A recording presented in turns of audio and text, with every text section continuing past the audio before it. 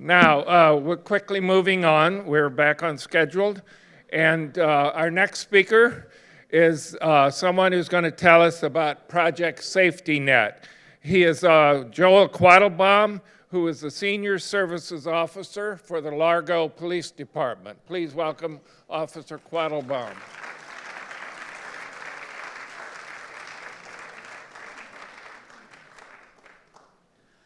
Well, good morning, everybody. Thank you very much for having me today.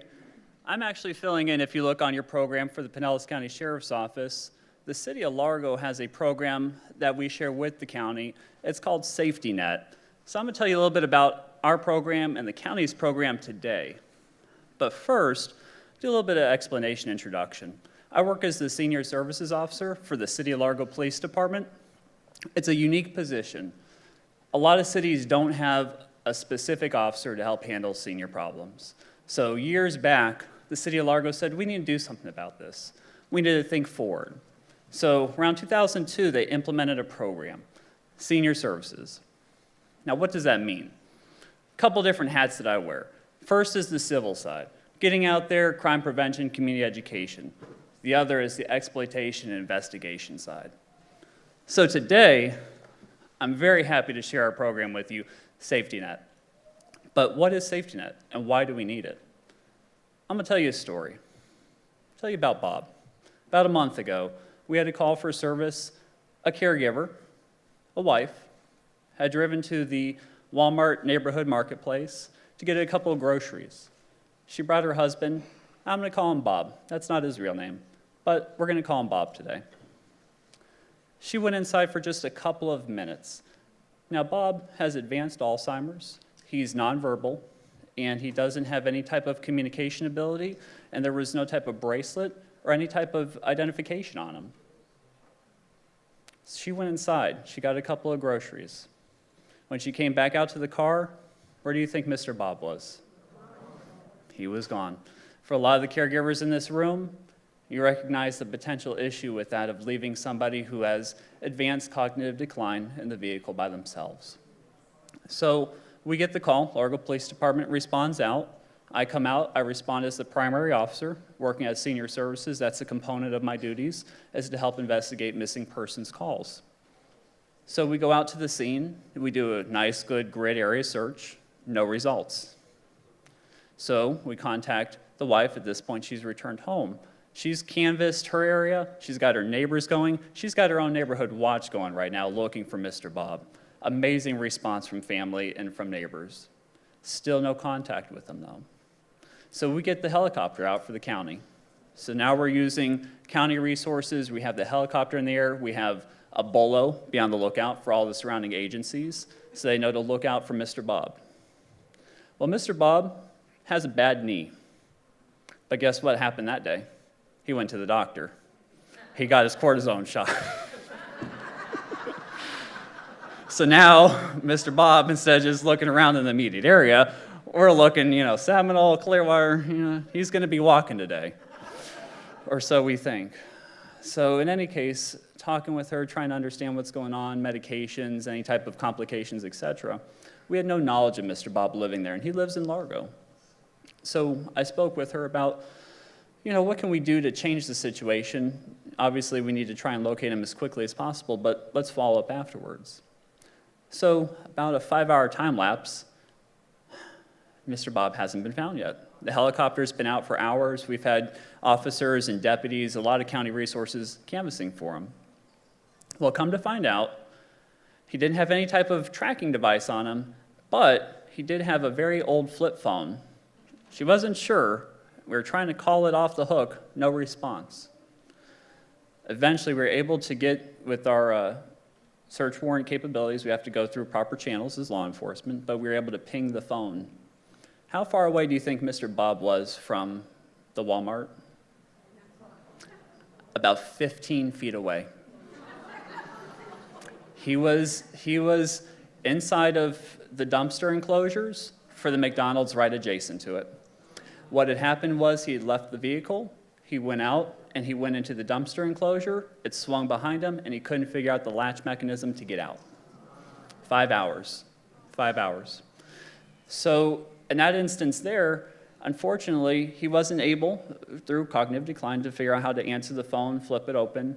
It was helpful in the sense that we could ping it, but after extraordinary measures as law enforcement. We got to thinking there's got to be a better way. Story number 2. So just last Friday, we had a silver alert out of Largo. A lady who was supposed to go golfing in Clearwater, actually up in Dunedin, the golf course. She ended up down in St. Petersburg. She had no cell phone, didn't believe in technology like that. Did she use a credit card? She was a cash-only person. There was no way to track her.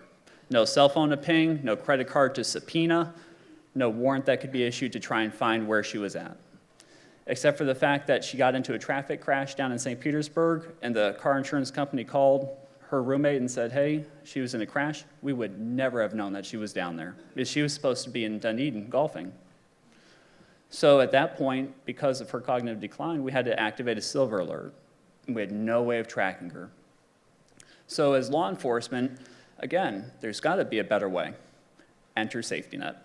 So this program is actually kind of older technology, not newer.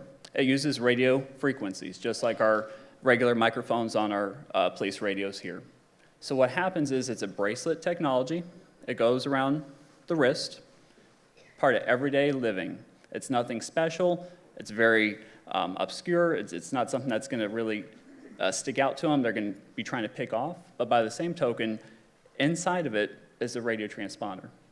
So when law enforcement gets the call, Mr. Bob or Miss Sue's gone missing, we need to find him quickly.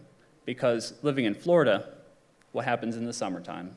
Our temperatures soar up 90s, if not higher. So dehydration is a real concern for us, because especially if you have a 5-hour time lapse, very fortunately, we were able to locate Mr. Bob, and he was okay. A little dehydrated, but not too bad for the wear. But in this case here, what if he had a safety net bracelet on him? We would have found him within maybe minutes. As soon as we turn it on, it searches the entire area. So these bracelets, once we get the call, law enforcement has the ability to activate the transponder. It'll start emitting that radio frequency.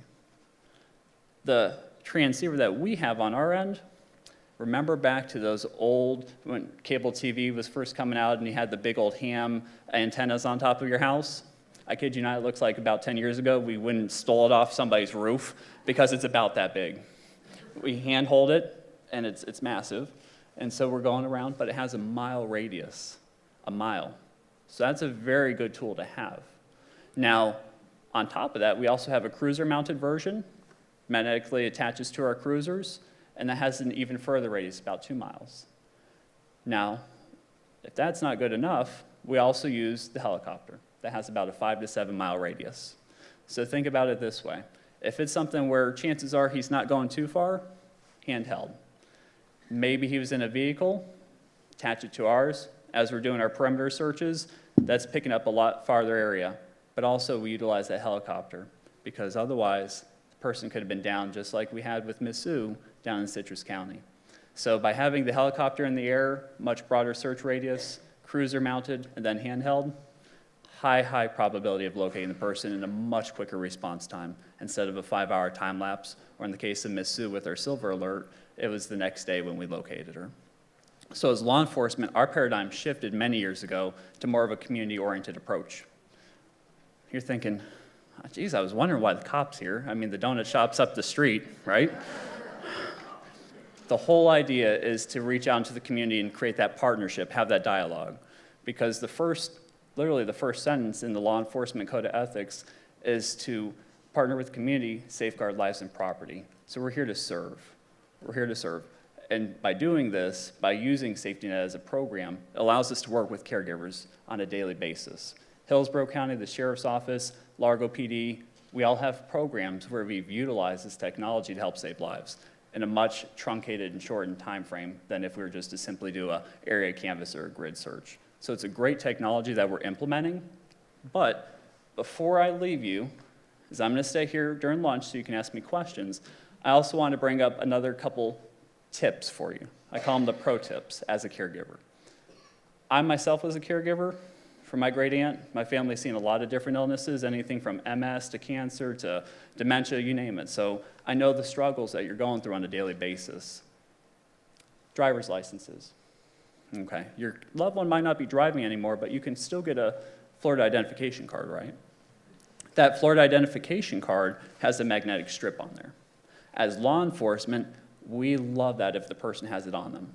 If they still carry their wallet because they've always carried their wallet, and that's a normal habit for them, make sure that ID card's in there. There's a program within the state, the DHSMV, Department of Highway Safety Motor Vehicles, has a program where you can register yourself as an emergency contact for your loved one.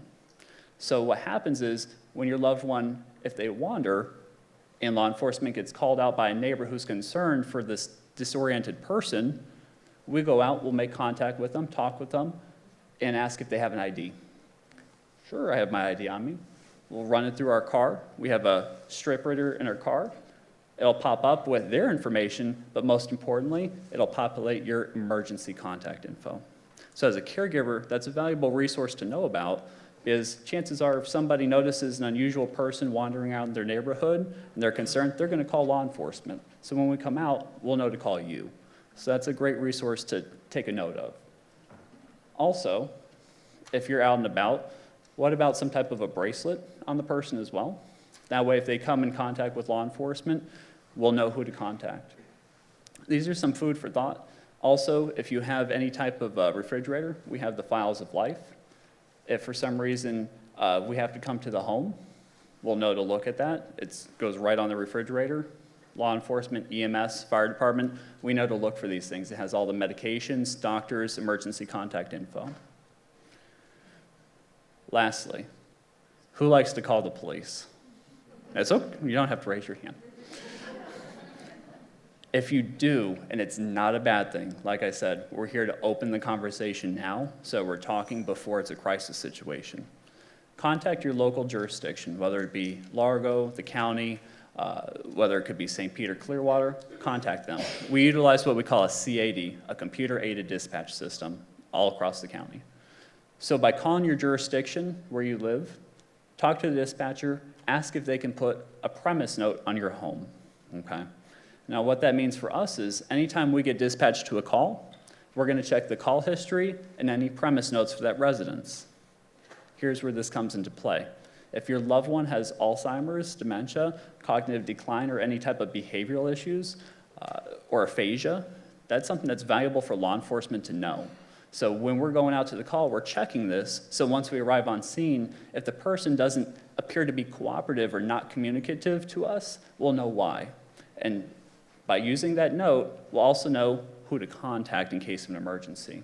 So that's something where you wouldn't always think to contact your local law enforcement agency for a non-emergency reason, but do so. We have a non-emergency number for the Largo Police Department. County Sheriff's Office has the same thing. Call ahead of time, talk with the dispatch, have them put a note in, so that way we know, A, who to contact, and also any type of characteristics for your loved one that might be important. So that way we can dispatch. A lot of our officers have what we call CIT training, crisis intervention training. We can get the appropriate officer out there or deputy out there to you, and also they're aware of what they're going to be going into and how to best communicate with you and your loved one. If you have any questions, I'm going to be out here during lunchtime. Yes? I just want to say, I love your idea about the Florida ID on there, but that needs to be updated. We ran into a situation last week where the person was wandering in our neighborhood. We took him to a home, but the home, he had lived there for 12 years. Yes. It was outdated. Yep. We had to Yep, keep your IDs updated. Absolutely. For driver's licenses, it's 60 days if you change your address for just driving purposes, but for a Florida identification card, it's only valuable if you have the accurate and current information on there. Same thing with your contact. If you change your phone number, your carrier, and it's still listed when we run that ID card in our database system, if it has your old phone number, it doesn't help out. So you can register multiple contacts as well. I don't want to run over too much, but I'm going to stay behind so we can ask questions today, okay? Thank you.